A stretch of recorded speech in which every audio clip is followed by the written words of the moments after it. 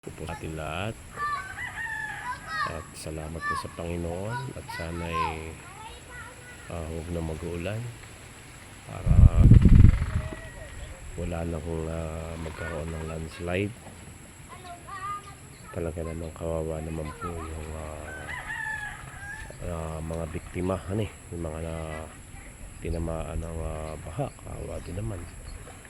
Pwede po dito nga po ay sa amin ay ang tawag dito ay liputok. Ay nung kami maliliit pa pag ganitong liputok ay may manima gawa ng may nahuhuling tubagang parang biya na masarap gatan na maliliit. Ay di yung ginagawa namin na yun, saka marami ding hipon na nahuhuli gawa ng pag ganitong liputok. Hindi siguro hindi makakita yung mga hipon, hindi naglalabasan, kaya madali silang mahuli. Ano kaya ito? Sino po kayo nakakalam ng kuwang ito ng may bunga ito? May bunga. Ito'y nakikita ko madalas sa may tabing dagat. Ayan. Maganda, malalaki pati ang kanyang dahon.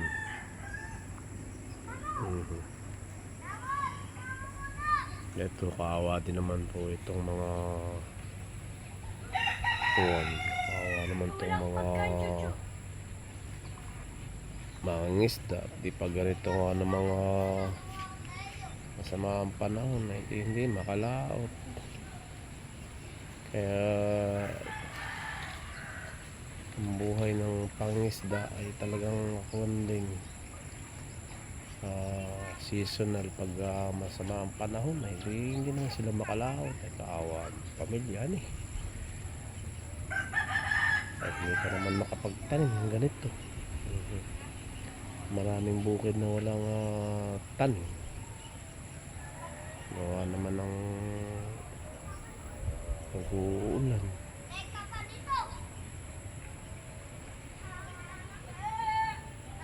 Ito po yung Sierra Madre. Ang kabila po na yan ay Bulacan. Yan. Ang pagitan lang nito ay bundok. Yung mga bata ito wala lang, masakit na yung malupo. Yung po isda na may tibo na pag ikitinamaan ay mapapaihi ka sa sakit.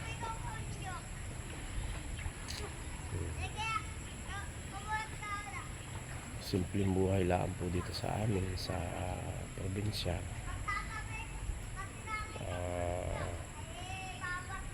Masipag ka lang ay kakain ka naman ng